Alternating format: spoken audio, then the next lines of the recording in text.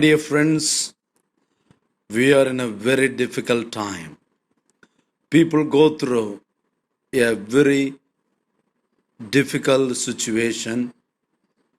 Whenever there is a problem, whenever there is a crisis, whenever there is suffering, misunderstanding, we always have the natural tendency to run to our mothers for comfort, consolation, sometimes for solution. We have our Blessed Mother as we go through this great suffering, great crisis because of the coronavirus, COVID-19.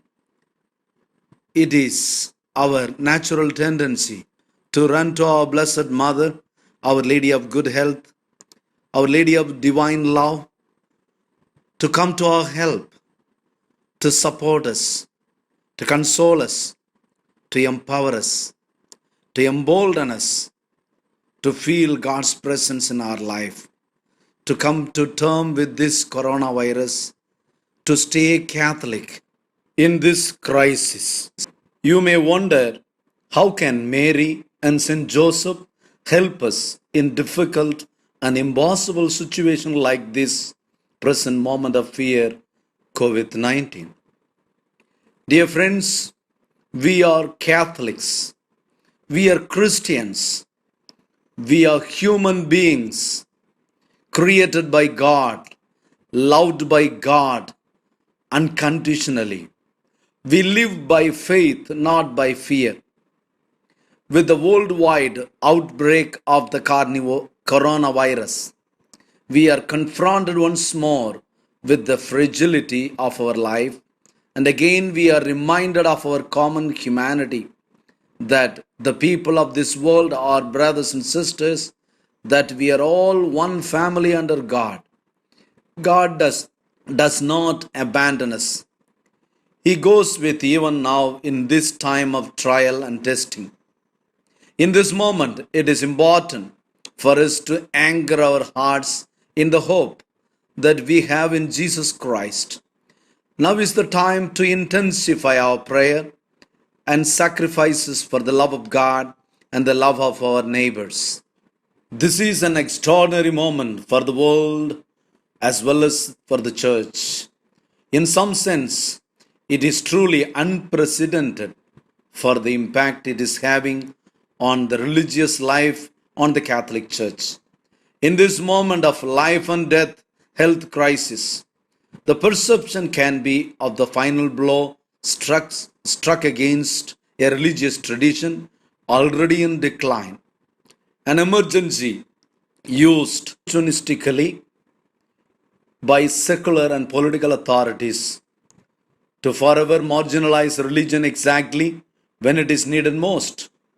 As far as I am concerned, this would be a self-serving ideological analysis only. Luigi Norvini said, if Mary, unasked, is so prompt to help the needy, how much more so will she be to help those who call upon her and ask her help. Mother Mary calls us to draw closer to one another in our love for Jesus and rediscover the things that really matter in our lives. In this moment of need, as faithful followers of Jesus Christ, I invite the readers to seek together the maternal intercession of Our Lady of Good Health, Valangani, and Our Lady of Divine Love. Let us entrust to Jesus' Mother the suffering and the anguish of millions of people affected by the coronavirus pandemic. The antidote and the therapy for the anguish of the present moment are to entrust all of us into God's hands. We are in His hands, and no one can tear us away from Him. People feel within and talk outside and believe that plagues and other natural disasters are punishment from God for human beings' sinful behaviors. Could coronavirus be a punishment from God? There is plenty of time as a family together at home to have a lively conversation with family members about God and His love, His nature. Question like, does God get angry? Is the coronavirus a creation of God? It is important to remain in prayer than in fear, as we live by faith, not by fear. Let's join in prayer with one another and in union with Jesus, Mary, and Joseph at the cross. From the cross flow the grace, faith, hope, and love necessarily to help us during this difficult period of our life. My dear friends, how do you view the decision to suspend the public celebration of the Eucharistic and other liturgies temporarily? Because the celebration of Holy Eucharist is the source and summit of Catholic faith, through which we are united in sacred communion with the body and blood, soul, and divinity of Jesus Christ, the decision temporarily suspend public mass is not taken very lightly. But we, together in the family, intensify our prayer during this current situation. With the suspension of public masses, it is an important and opportune time for the family to come together in prayer, reading the Word of God, and together in prayer, reading the Word of God and sharing the spiritual reflections. Observing what has happened to China, Italy, and other parts of Europe and Asia, the church has suspended the liturgies for the sake of the people. This could last for weeks or months into Easter celebration and possibly into Pentecost. There are examples of suspension of masses in some plague-stricken areas in the past, but no example of nationwide or worldwide total bans of celebration of masses, liturgies for weeks and months. What does it mean for the community not to gather for mass for some weeks? In the last few weeks, it has been evident the virtualization of the religious experience on media or social media at the expense of the truly sacramental in its physicality, which entails the character of Catholicism, such as the bells, the smells, and all the works. There is another danger created by the deep and prolonged scare is endangering social connections among the parishioners with the neighbors that are already frail and difficult to develop in normal times. This suspension of liturgies and the celebration of the Holy Mass could also have ecclesiological consequences in the way Catholics conceive and imagine the church. I am sure once this emergency passes, the church officials will stop the broadcast of the daily celebration of the Holy Mass officially. This life and death health crisis is a test for the church leaders as well as the political leaders. Let's not forget that this moment is also revealing some deep dimensions of the Christian faith. How can we be the body of Christ when the coronavirus closes our churches? We have not gone for Sunday and weekday masses last 2 weeks. I am grateful that many bishops have suspended the public celebration of the Holy Eucharist in order to slow down the spread of the virus and contribute to the well-being of the members of the mystical body of Christ most vulnerable to COVID-19. But I would be lying if I said that the faithful did not feel a sense of loss, that watching the Eucharist online was not just as fulfilling as receiving it in person. Despite my struggles in the faith as the churches are closed, I can count on the number of times as an adult and as a senior that I have missed Sunday Masses. How many of us feel we need the body of Christ like we need our coffee in the morning, like our medications, like our daily bread, and like water? COVID-19 is hijacking the basic goods of closeness and community spirit. One thing unnerving about this virus is that It can feel like our bodies are betraying us. This is not only true of our physical bodies, but also our social and ecclesial bodies. Assembling for the Eucharist, that is, becoming the body of Christ, with the people we love, now carries risk for others and ourselves. So, how can we continue to be the body of Christ? How can we remain truly Catholic as this crisis unfolds? How do those of us who need the body of Christ, like we need bread and water, continue to receive it? Two things gives us hope. First, while the Eucharist may be one of the clearest places to encounter Christ and receive his body, it is not the only one. We embrace the presence of Christ in the scriptures.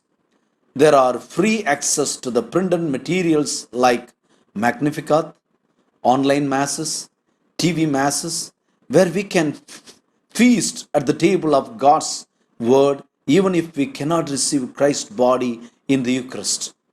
We can also venerate the body of Christ by way of protecting the body of Christ by fasting from the Eucharist and avoiding physical contact with each other. Why can't Mary's example teach us now to walk through this hard time remaining truly Catholic? We all have had overwhelmed by the unexpected challenge or responsibility, felt worn out, worn down by the daily struggle of making ends meet. Who of us has not experienced deep pain and emptiness after losing a loved one in death? Now the whole world is under terrible fear and panic. Don't we know that Mary, the Mother of God, faced all those challenges?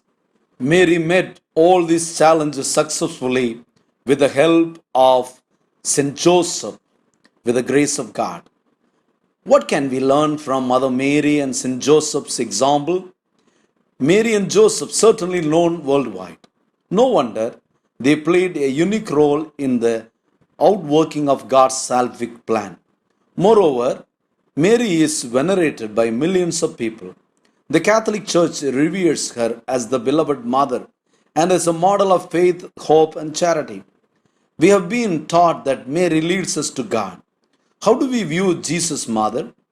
And how does God view her?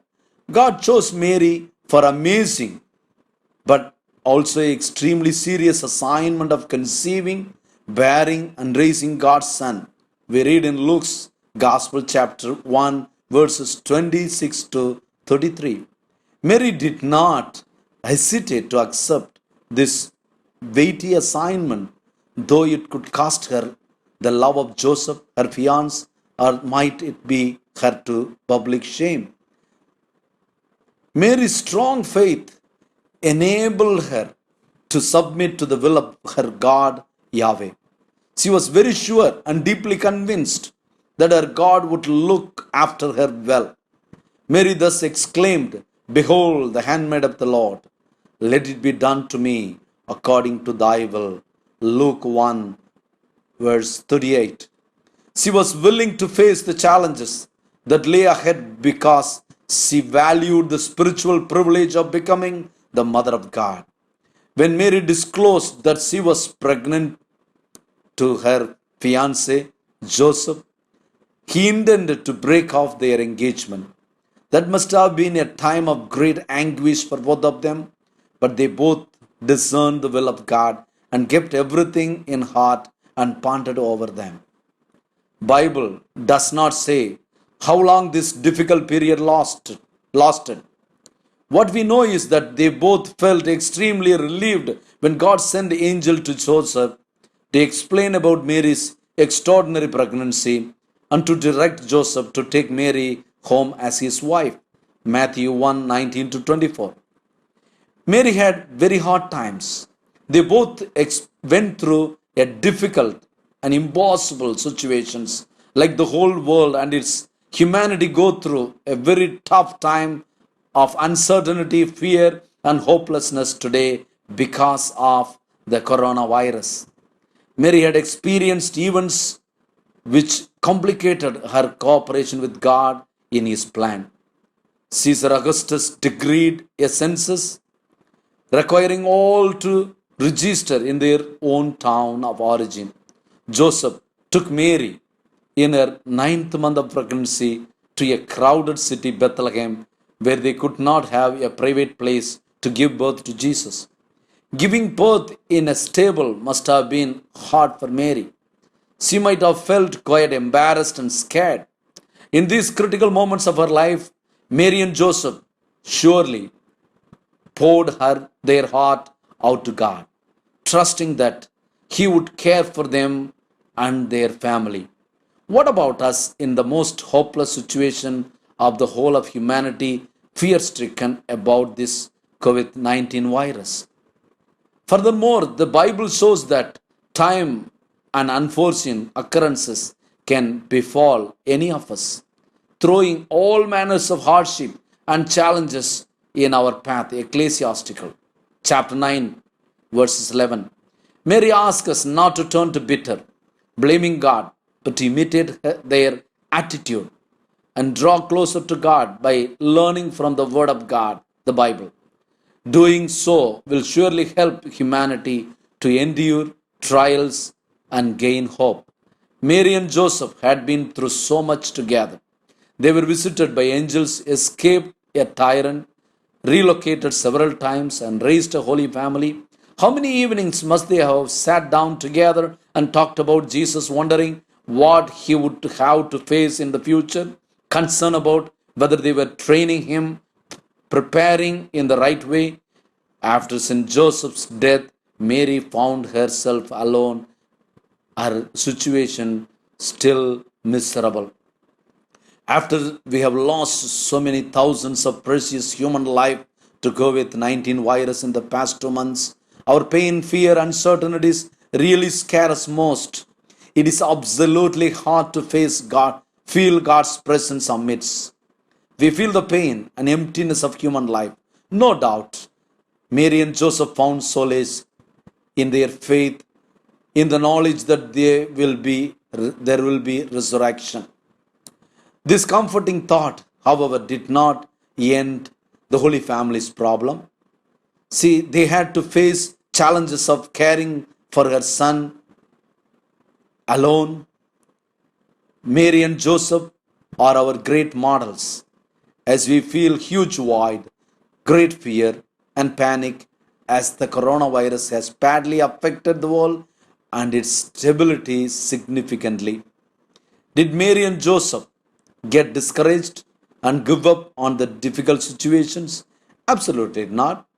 We similarly face with the challenges of striving to follow Jesus while the unbelievers, agnostics, and unchurched men of this world do not want to do so. Mary and Joseph ask us not to become downhearted and not to give up our hope in Jesus, the Savior of the world. Like them, to encourage the world to come closer to Jesus in the difficult situation. Such endurance is very precious to God, whether the world responds or not. Please read first letter of Peter, chapter 1, verses 1 and 2. Mary's lost trial, as recorded in the scripture, is no doubt the most heart-wrenching one.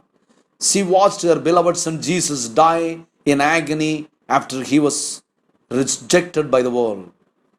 Mary experienced her ultimate loss, the most devastating death, felt as if a sword had been run through her. Luke chapter 2, verses 34 and 35.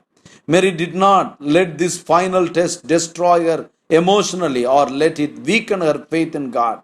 The next time Mary is mentioned in the Bible record, we find her with Jesus' disciples, persisting in prayer with them.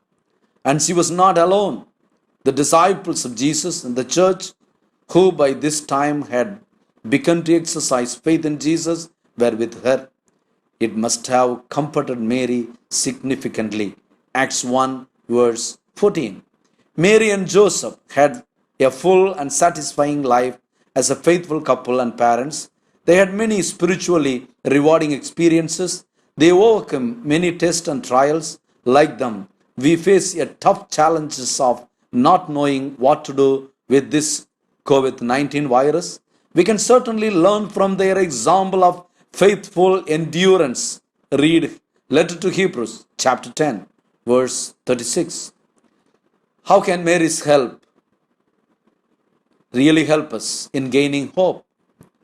For far too long, we have dreaded at the coming of coronavirus. That's because we associate this virus with the death.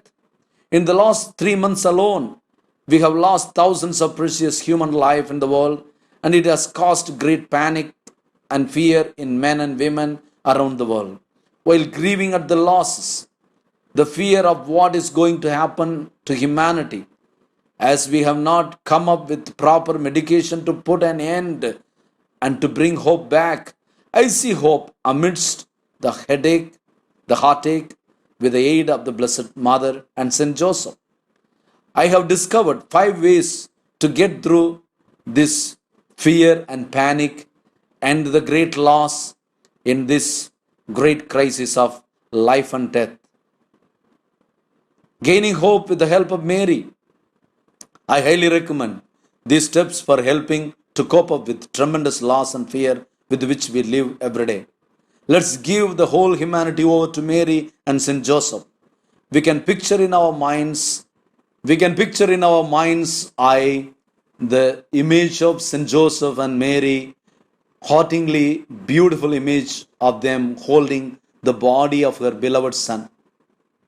Let's imagine carefully placing our world into Mary and Joseph's loving arms. We will find that the sooner after we do this, the easier it will be for us to give the fearful situation over to God through Saint Joseph and Mary's hands. Pray to Saint Joseph and Mary the way of the cross. This consists of the standard stations of the cross, but offers their unique perspective. The 4th station is especially moving as Mary meets Jesus along the way of Calvary. We can envision all of us meeting Mary and Joseph, being consoled by them. Let's talk to Mary and Joseph as if they are our best friend. Share with them our sorrow, our disappointment, our regrets and fears. She provides the listening ear, the motherly heart, which can help us cope with the indescribable pain of profound fear and uncertainty and panic. We shall pray the rosary, even if we can only manage a single decade. Offer our prayers for the happy repose of the souls of all the coronavirus victims. This technique can be especially beneficial when we feel helpless in the wake of this heinous virus. Many graces are also connected with the praying of the rosary. We might also benefit from praying the rosary with our family. The sense of community can be powerful in our own recovery. Let's imagine taking Mary's hand and having her lead us into the world. I know for sure that we feel a profound sense of loneliness and abandonment now. We are spending a great deal of time at home. Mary will encourage us to stop feeling lonely or isolated in this lockdown situation. I am able to do so with the help of Mary's encouragement through the intercession of Saint Joseph and gentle hand of Mary, and I wish you all the best to do so. No matter whatever the fear, the panic, the hardship we face at this most horrible moment, Mary and Saint Joseph is always there to help us. Let the prayers we pray as a family and the real stories of how the devotees of our Blessed Mother Mary and Saint Joseph, the Father of Jesus, have experienced their intercession may open our hearts to care they can provide the same for every one of us. I would like to conclude this comforting and consoling, reassuring God's presence in our midst in this most difficult time with the following words. Let us expect miracles to happen soon. St. Thomas Aquinas says that by the words, Mother, my hour has not yet come, Jesus Christ intended to show that had the request come from anyone else, he would not then have complied with it. But because it came to him from his mother, he could not refuse it. Alphonse Ligari offers a simple but reasonable explanation. It was necessary for Jesus to verbalize this in order to make clear that no one else except his mother could ask him to do what he had not yet intended to do. The whole world is in dire need of Mary's intercession today in order to expedite the hour of grace for the world. Let's pray like this to the Lord. Lord Jesus, we must confess that in this moment of life and death, health crisis in the world, we have no wine. We are empty, we are thirsty and dry. Through your blessed Mother Mary and Saint Joseph and their intercession, fill the stone jars of our empty hearts with your life-giving water, and turn the water into wine of gladness and assurance of your presence in your love. Let's join our Holy Father, Pope Francis, in his prayer to Mother of Divine Love, to conform to the will of the Father and to do as we are told by Jesus, who taken upon himself our sufferings and carried our sorrows to lead us through this cross to the joy of the resurrection. Let's cry out as one voice, Save us, Lord, by your mercy. And Mary, Mother of God, and Joseph, her most chaste spouse, and the foster father of Jesus Christ are with us. And we pray for their powerful intercession to be freed from the evil of coronavirus. God bless you. Hi friends, hope you enjoyed my little talk of consolation and comforting in our difficult time. Stay home and be safe. Let us come in terms with this virus and come to feel the powerful presence of God in our life. Our Lady of Good Health and Saint Joseph, they are really interceding for us to keep Jesus with us. God bless you. Stay safe. Be at home.